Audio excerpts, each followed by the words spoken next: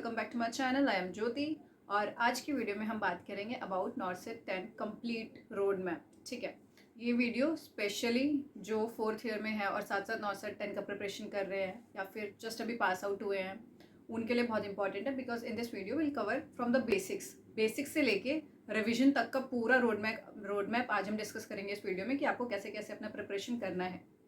और साथ ही जिनका नॉर्सेट 9 जिसका क्लियर नहीं हुआ है उनको भी इस वीडियो में कुछ स्ट्रैटेजीज मिल जाएंगी। आप अपना एनालाइज कर सकते हैं कि आपसे कहाँ मिस्टेक हुआ नॉर्सेट 9 में, सो आप उसको इम्प्रूव कर सकते हैं। ठीक है, सो विल स्टार्ट कि अभी हम आज की वीडियो में क्या क्या डिस्कस करेंगे उसका मेरे पास नोट्स है, so I will be telling from that only.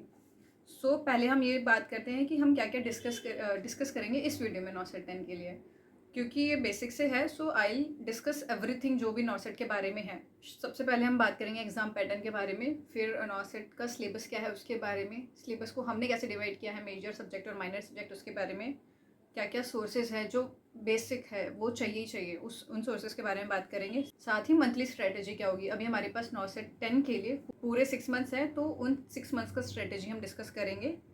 और लास्ट में हमारा कि डेली हमें कैसे स्टडी शेड्यूल बनाना है, हमें सारी थ्योरी, एमसीक्यू, रिविजन सब कुछ साथ में करना है, तो डेली का हमारा क्या स्टडी शेड्यूल रहेगा। और लास्ट में will have some bonus topics, bonus points. Okay, तो सबसे पहले हम एग्जाम पैटर्न के बारे में बात करते हो तो हमारा नॉर्सेट जो है 2 स्टेजेस में होता है। स्टेज 1 इज प्रीलिम्स वाला स्टेज, प्रीलिमिनरी, और स्टेज 2 इज मेन स्टेज। ठीक है, तो जो प्रीलिम्स एग्जाम होता है वो हमारा क्वालिफाइंग एग्जाम होता है, मतलब आपको वो बस क्वालिफाई करना है।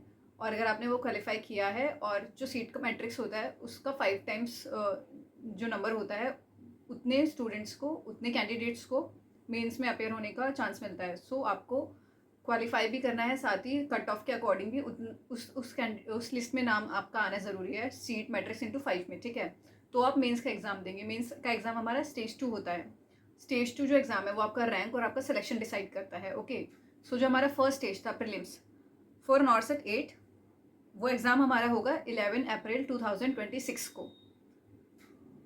और प्रीलिम्स में हमारे 100 क्वेश्चंस आते हैं एंड साथ ही उसमें 100 क्वेश्चंस के लिए हमें 90 मिनट्स मिलता है, दैट इज़ 1.5 आवर हमें मिलता है 100 क्वेश्चंस इन 90 मिनट्स। और जो हमारा प्रीलिम्स का एग्ज़ाम होता है उसमें 5 सेक्शंस होते हैं, section A B C D E।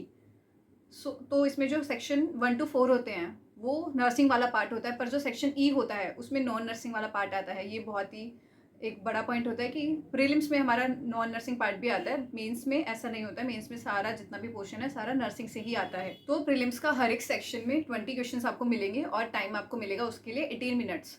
साथ ही इस एग्जाम में नेगेटिव मार्किंग होता है, हर एक रॉन्ग आंसर पे आपका -1/3 दैट इज -0.33 मार्क्स आपका डिडक्ट होता है। ओके, और नॉन नर्सिंग में आपसे क्या क्या पूछ सकता है, that is general awareness, aptitude, reasoning, maths और इंग्लिश के क्वेश्चंस भी आते हैं जिसमें आपको स्पेलिंग करेक्ट पूछा होता है कि किसी भी वर्ड का कौन सा स्पेलिंग करेक्ट है।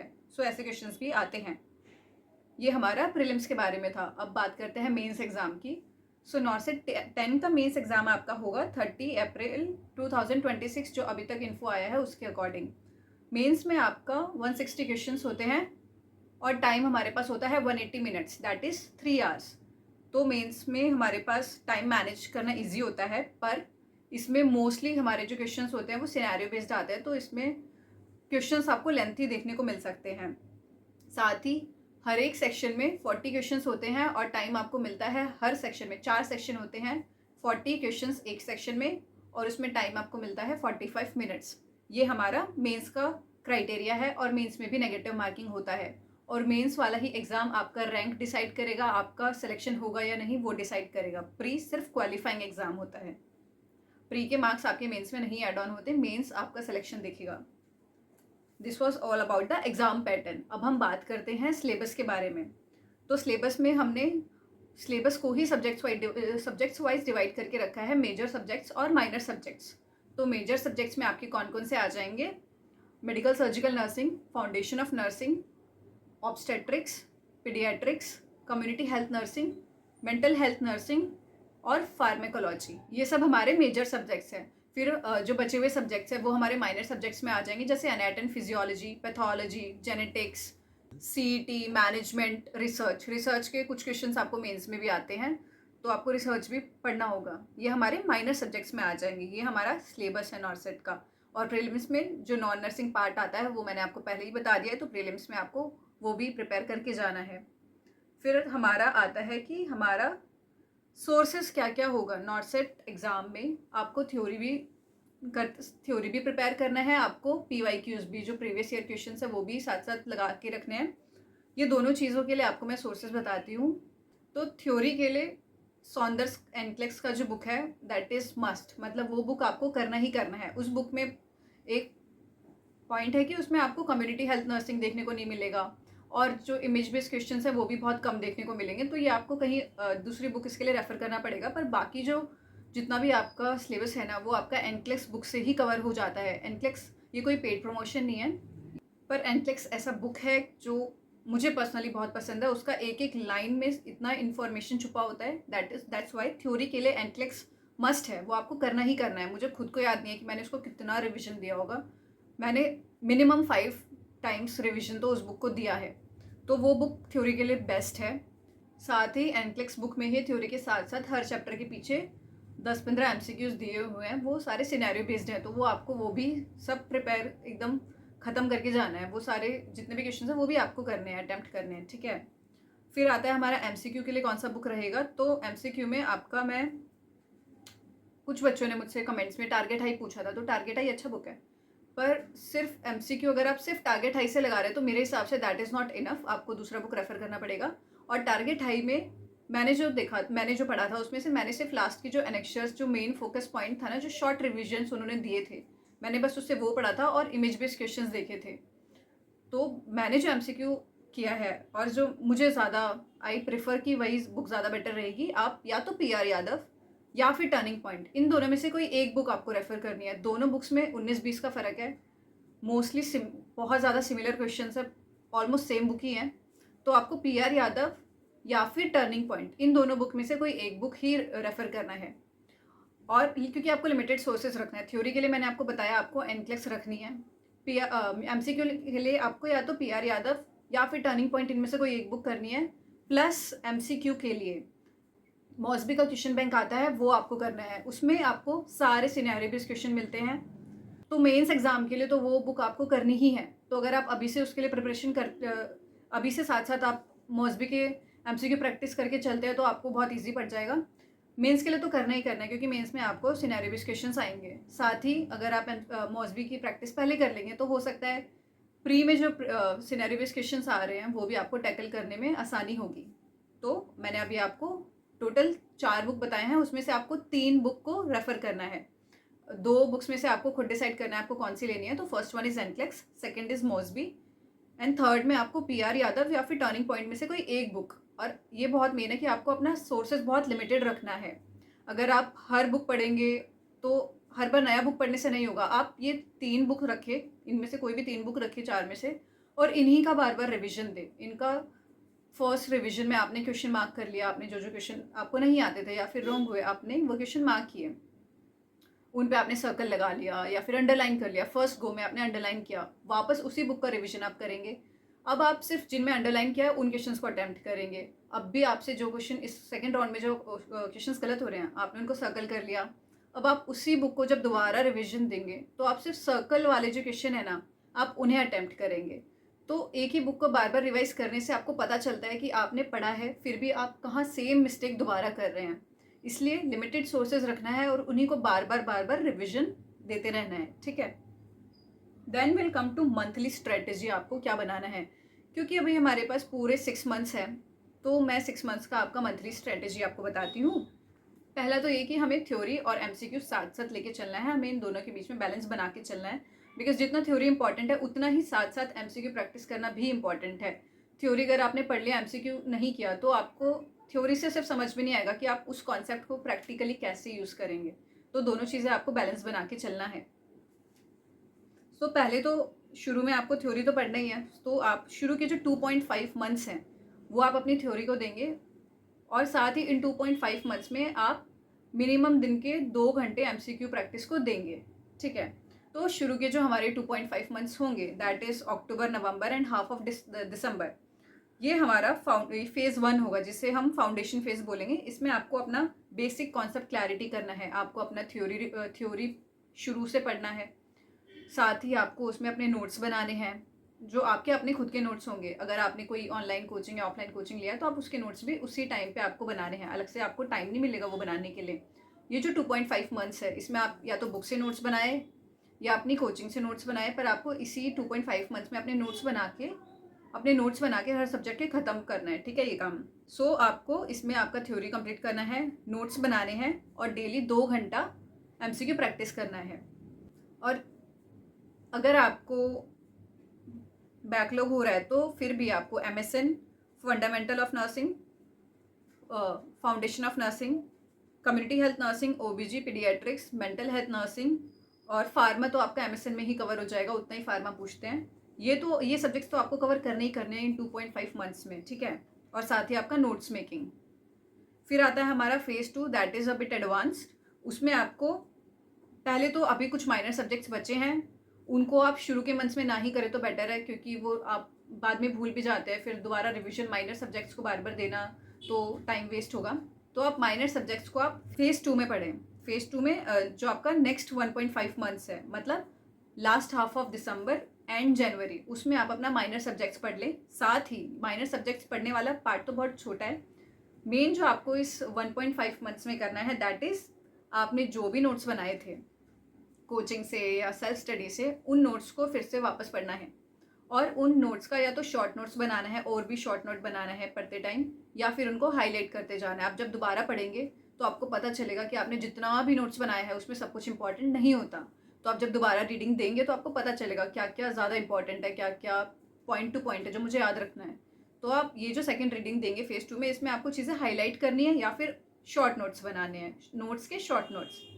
अगर आप वापस लिखना नहीं चाहते तो आपको वहीं पे अपने नोट्स में हाईलाइट करना है। आपको उसमें भी ना स्टेप वाइज लेना पड़ेगा। पहला रिवीजन दे रहे हैं तो अंडरलाइन कर लिया, सेकंड रिवीजन पे पेन से मार्क किया, थर्ड रिवीजन पे हाइलाइटर से हाईलाइट कर दिया, लास्ट रिवीजन पे आपने सर्कल मार दिए, बिकॉज सर्कल ना बहुत जल्दी आंखों को ऐसे दिख जाते हैं, तो उससे एकदम लास्ट मोमेंट पे पिक करना पॉइंट्स ईजी रहता है। तो लास्ट रिवीजन में आपने सर्कल वहाँ पे मार दिए, सो दैट आप उन चीज़ों को जल्दी से ग्रैब कर पा रहे हैं। ये हमारा फेज़ 2 में था कि शॉर्ट नोट्स बनाने हैं या फिर हाईलाइट करनी है चीज़ें, माइनर सब्जेक्ट्स जो बच गए थे वो कवर करने हैं, और पीवाईक्यू प्रैक्टिस। हम अभी फेज़ 1 में 2 घंटे प्रैक्टिस कर रहे थे, यहाँ पे मिनिमम आपको 4 घंटे या फिर आप क्वांटिटी वाइज अपना टारगेट सेट कर सकते हैं, पर आपको अपना पीवाईक्यू का प्रैक्टिस टाइम भी बढ़ाना होगा फेज़ 2 में। Then we come to the last phase and the most important phase, that is phase 3, जिसमें आपको मॉक टेस्ट लगाने हैं प्लस रिविजन करना है। ये जो लास्ट के 2 मंथ्स होंगे ना, फरवरी और मार्च, इसमें आपको सिर्फ रिवीजन और मॉक टेस्ट लगाने हैं।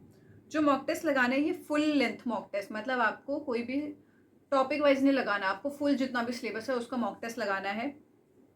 जो भी आपके वीक एरियाज़ हैं उनको आइडेंटिफाई करके उनको वापस उन टॉपिक्स का फिर से रिवीजन करना है।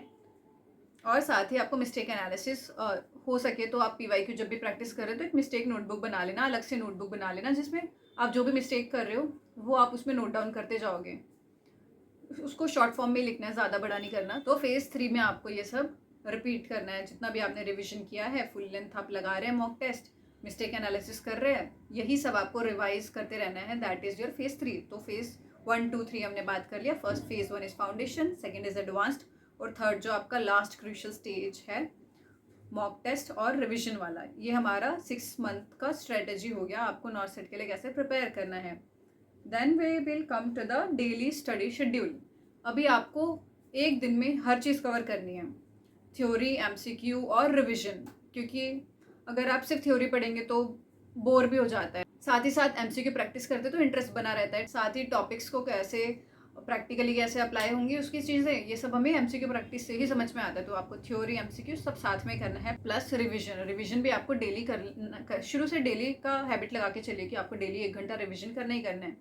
तो लास्ट में आपको रिविजन थोड़ा बोरिंग हो जाता है, तो अगर आप शुरू से 1 घंटा डेली करके चलेंगे तो आपको ना ही बैकलॉग होगा, ना ही आपको वो बोरिंग वाला फील आएगा। लास्ट फेज में जब आपको डेली ही रिविजन करना है तो आपको पहले से हैबिट होगा रिविजन करने का, और साथ ही आप चीज़ें ज़्यादा भूलेंगे भी नहीं। या शुरू में या तो आप ऐसे कर सकते हैं कि आप वीकली अपना रिविजन शेड्यूल डाल रहे हैं, आपने जितना भी फर्स्ट 1 to 6 डेज में पढ़ा वीक के, वो आप संडे को रिवाइज कर रहे हैं। आप रिविजन ऐसे भी कर सकते हैं, पर मैं एक डेली का शेड्यूल बताती हूँ। तो आप अपना जितना भी टाइम है उससे पहले डिवाइड करेंगे, बिकॉज हो सकता है आप अपना फुल टाइम पढ़ाई को दे रहे हैं, या फिर अगर आप इंटर्नशिप में हैं तो आप अपना डेली के 6 आवर्स ही दे पा रहे हैं। ये इंडिविजुअल पे डिफ़र करेगा, ठीक है। तो आपको पहले आपको देखना है कि आपके पास पढ़ने का टाइम कितना है, फिर आपको उसमें जो 2/3 पार्ट है वो आप अपना थ्योरी को देना है शुरू में, वो जो हमारा, क्योंकि हमारा फर्स्ट फेज़ फाउंडेशन फेज़ है, तो आप अपना 2/3 जितना भी टाइम होगा वो थ्योरी पे देंगे। बाकी जो टाइम होगा मोस्टली उसमें उसका भी जो 80% पार्ट होगा वो आप अपना MCQ पे देंगे, और रेस्ट 20% आप अपना रिविजन पे देंगे। फिर जो हमारा संडे आएगा वो पूरा आपका वीक में आपने जितना भी पढ़ा है कोशिश करना उस सबको आप रिवाइज कर सकें, बैकलॉग नहीं लेके चलना है, ठीक है।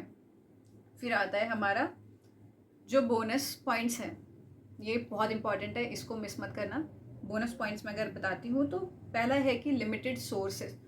तो सबसे पहले आता है लिमिटेड रिसोर्सेज। आपको बहुत ज़्यादा इधर उधर नहीं भागना है कि इस बुक से पढ़ लिया उस बुक से पढ़ लिया, ऐसे नहीं करना। लिमिटेड सोर्सेज रखने हैं शुरू से। अभी पहले अपना एकदम प्लान बना लो आपको किस किस बुक से पढ़ना है। अगर आपको अभी ट्रायल लेना है तो आप शुरू में ही ट्रायल ले लो, 5 दिन का टाइम रखो। आपको जिस बुक से पढ़ के देखना है पढ़ के देख लो, आपको जो सूट कर रही है देख लो।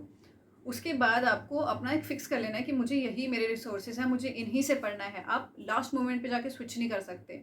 होता है एग्ज़ाम से पहले कि मैंने ये वाली बुक पढ़ ली है, उस बुक में भी कुछ होगा वो मैंने नहीं पढ़ी है तो मैं वो पढ़ लेती हूँ। ऐसा मत करना, ये मिस्टेक होती है। तो ऐसा तो नहीं करना कि आप लास्ट मोमेंट पे जाके नई नई बुक्स उठा रहे हो, ऐसा नहीं करना। शुरू में आप अपने जितने भी रिसोर्सेज हैं शुरू में आप अपना सेट करो। फिर आता है डेली MCQ प्रैक्टिस, वो मैं आपको बता चुकी हूँ। देन रिपीटिशन, स्पेस्ड रिपीटिशन, वो वही जो वीकली आपको अपना पूरे वीक का पढ़ा हुआ रिवाइज करना है, that is spaced repetition. Short notes आपको बनाने हैं, फ्लो चार्ट्स बनाने हैं, निमोनिक्स बनाने हैं। ये शॉर्ट नोट्स अगर आप, हाँ ठीक है, आपको short notes, mnemonics, flow charts ये सब बना के आपको अपना पढ़ाई थ्योरी आपको कंप्लीट करना है। इससे आपको चीज़ें बेटर समझ में आएंगी, ठीक है। Last and the most important is set target. आपको आज के दिन में कितना अपना सिलेबस ख़त्म करना है, कितने MCQs लगाने हैं मिनिमम, ये दिन के शुरू में सुबह सुबह डिसाइड कर लो आपको कितना आपका आज का टारगेट है।